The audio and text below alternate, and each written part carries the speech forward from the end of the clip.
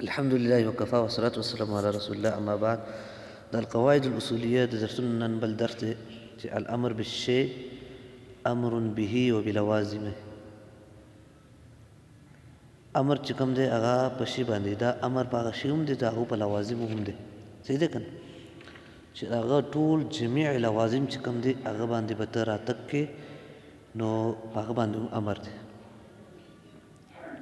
وڅلوېښتم نمبر قاعده دا ده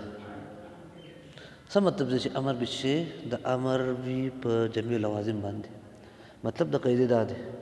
چې ګوره اقیم الصلاة الله رب العالمین امر کړی دی کنه کړی دی. اوس اقیم الصلاة څومره لوازم چې کوم دي په هغه ټولو باندې دا امر چې کوم دی هغه جاری دی. په هغه ټولو باندې څه شی دی لکه جاری دی. صلات دپاره کوم شرایط دي کوم موانع دي د ټولو هغه به لحاظ وکړي لکه موانعونه به ځان ساتي هغه شروطو باندې به راتګ کې ځکه چې دا لوازم د امر سره دا څه شی دی لکه لوازم د امر سره. امر لوازم څه شی دی لکه صلات چې کوم دی هغه بغیر د طهارت نه کېږي نو طهارت ور باندې لازم دی. پوه شئ لکه صلات باندې صلات معمول به دی څه شی دی لکه صلات معمول به دی. دا رستنی قاعده چې کوم مصنف ویلې ده نو دا او د مخکینی یو شی دا او د مخکینی څه شی دی یو شی دی. دویمه قاعده مصنف وایي اته چې ما لا یتم المامور الا به فهو مامور. پوه شئ چې کوم شی نه بغیر مامور نه تام کېږي نو هغه څه شی دی لکه مامور وي. اقا مسله ده چې هغه لوازم د مامور وي نو هغې نه بغیر مامور نه تام کېږي. نو صلات نه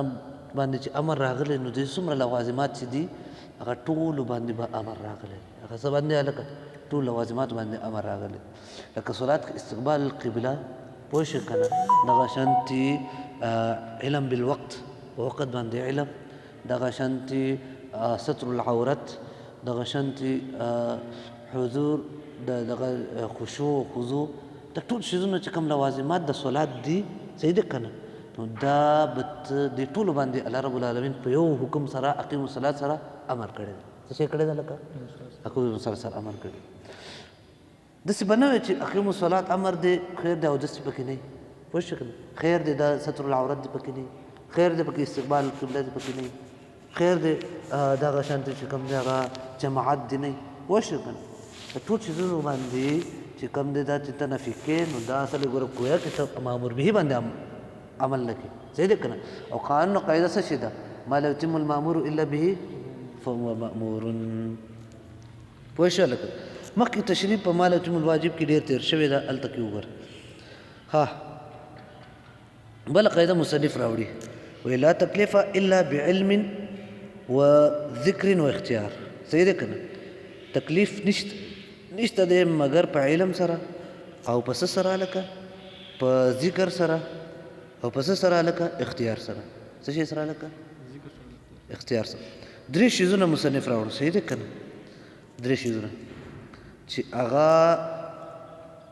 درې واړه چې کوم دي د هغې هغه چې کله موجود شي نو تکلیف چې کوم دی هغه بیا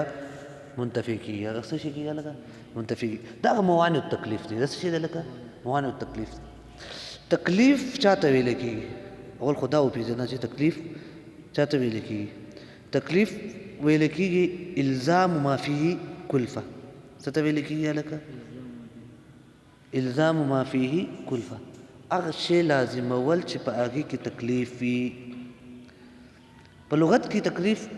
امر په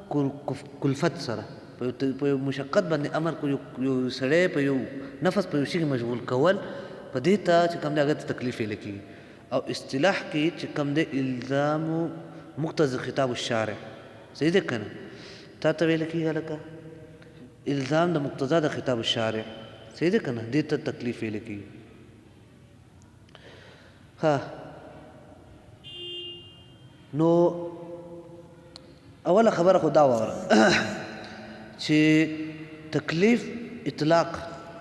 هغه په احکام شرعیو څنګه دی. پوه شئ که نه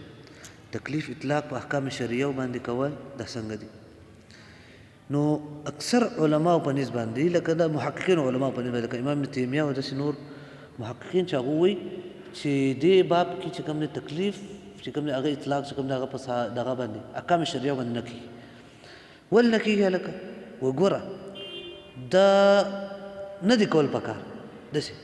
نه دی کول پکار ښه ولې هلکه نه دی کول پکار وایي چې ګوره ظاهر د تکلیف نه دا معلومیږي چې ګوره دا خو مشقت دی په انسان باندې انسان باندې یو تعب دی ستړیوالی دی دا خو په انسان چې کوم دی هغه دغه دی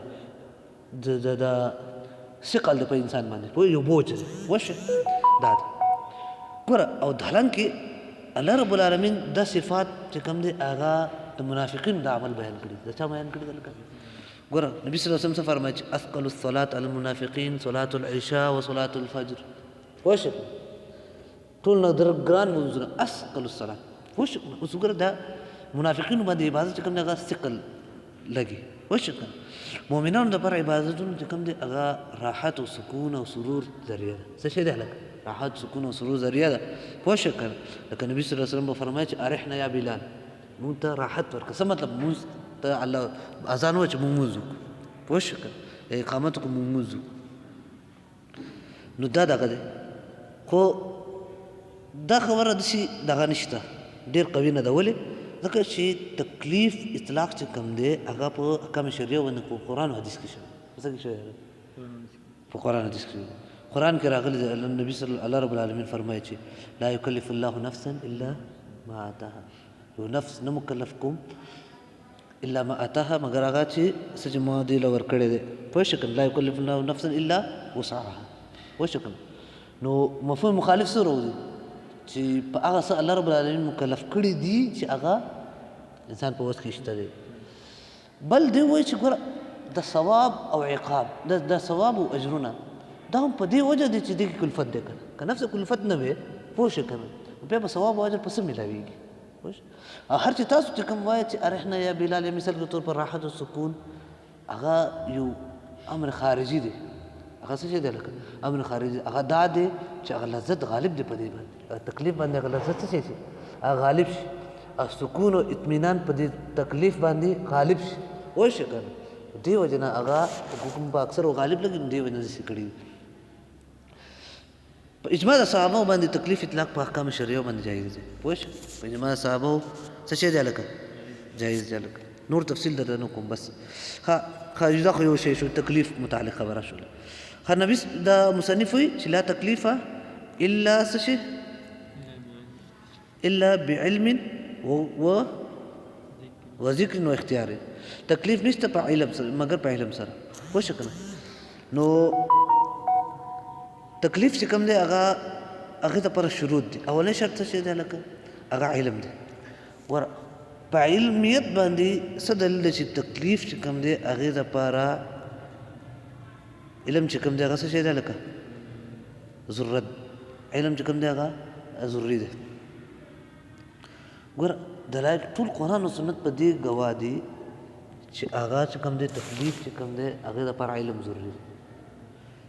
لکه څه څو دلایل وره قرآن کې الله رب العالمین فرمایي چې فاعلم انه لا اله الا الله ورته په دې ځوان انسان پوهې که فاعلم مقدم کړی دی علم په شي باندې مخکې د یو فعل نه دا خو لازم دی پوه شوې که نه عقلا هم دا ملازمه صحیح کېږي پوه شو دغه شانتې الله رب العالمین فرمایي وما کان ربک مهلک القرى حتی یبعث فی امها رسولا پوه شو الله رب العالمین وایي چې زه یو قوم والا یو کلي والا نه هلاکوم تر دې پورې چې زه په هغه کې څه ولېږم رسول ولېږم نو ګوره لا تکلیف الا بعلم پوه شو ها وما كنا معذبین حتی نبعث رسولا پوه شو دا هم دلیل دی دغه شانتې الله رب العالمین فرمایي وما كان الله ليضل قوما بعد اذ هداهم حتى يبين لهم پوه شو الله رب العالمین نه دی چې یو قوم ګمراه کړي رستو د هغه نه چې دې ته هدایت وکړي تر دې پورې چې دوی ته څه وکړي یبین لهم بیان وکړي څه شی وکړي لکه بیان وکړي ډېر دلایل دي په دې باندې چې شروع شو که نه انشاءالله تعالی شل دلایل په دې باندې دې څلوېښت دلایل په سړی په دې باندې ویلی شي چې علم چې کوم دی هغه دلیل دی په څه دپاره تکلیف دپاره هغه څه چې دی هغه شرط دی علم شرط دی پوه شو که کم خلکو سره چې علم نشته دی نو هغه څه شی دی هلکه هغوی مکلفین نه دي هلکه پوه شو که نه جهل چې کوم دی هغه عذر دی تر دې پورې چې په باب د عقیده کې هم پوه شو که نه د اهل سنت والجماعت عقیده دا ده پوه شو که نه چې عذر جهل چې کوم دی هغه عذر دی په باب د عقیده کې په باب د څه کې لکه په باب د عقیده کې په باب د توحید کې صحیح ده کنه جهل څه شی دی لکه عذر دی دی وجه دی وی کوم شایق جبل چې دی یو سړی په غر کې اوسېږي هغه ته چا دعوت نه ده ورکړې نو دا مکلف دی لکه هېڅ سریه زره د هغه ته دعوت نه دی رسېدلی دا مکلف نه دی د مکلف هلکه نه دی پوه شو که نه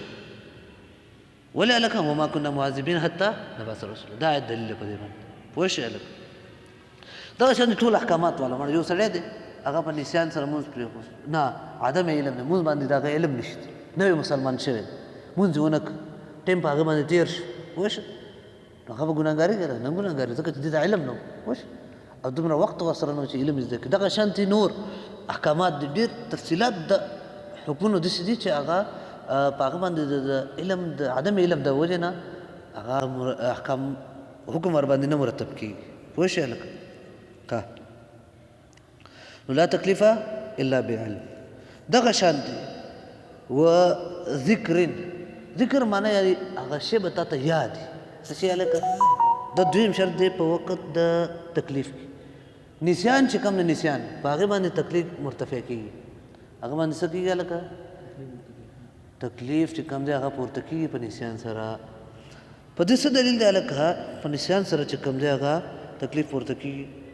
هغه ډېر دلایل دي په دې باندې شریعت کې دغه ټول دلایل چې ربنا لا تؤاخذنا ان نسینا او اخطأنا صحیح ده که نه دغسې نبي صلی الله علیه وسلم فرمایلی دي چې دغه من نسي عن صلاة او من نام عن صلاة او نسيها فليصلي اذا ذكرها پوه شو که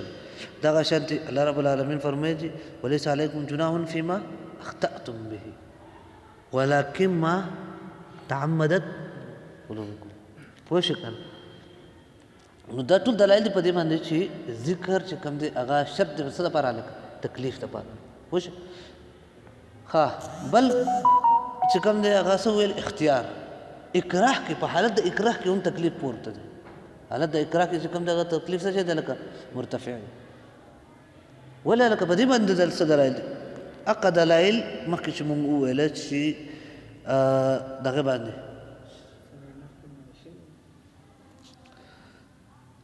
نو ډېر دلایل په دې باندې چې اکراه چې کوم دی که نه هغه څه شی دی لکه هغه معنی دی د څه نه لکه تکلیف نه څه نه معنی دی لکه تکلیف نه معنی دی ګوره نبي صلی الله علیه وسلم فرمایلی دي چې ان الله تجاوز لي عن امتي الخطأ والنسيان وما استكرهوا عليه اکراه چې کوم دی هغه پورته شوی دی الله رب العالمین فرمایي چې ومن کفر دغه الا من اکره قلبه مطمئن بالایمان لك پوه شو که نه دغه شانتې قرآن کې الله رب العالمین فرمایي ومن یکرههن فإن الله من بعد اکراههن غفور رحیم پوه شو که نه کومو وینځو باندې چې اکراه شوي په زنا کې نو وروستو د اکراه نه الله رب العالمین څه شی کوي بخښونکی مهربان دی غفور رحیم د دلالت په دې باندې چې دوی د اکراه باندې د زنا باندې چې کوم دوی سزا نه ورکول کېږي ولې دا مکره دی د څه شی دی لکه مکره دی پوه شو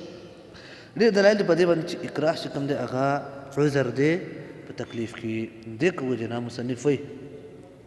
چې څه شی دی لا تکلیف الا بعلم وذکر واختیار پوه شو هلکه ښه بس مخکې به ووایو ښه بیا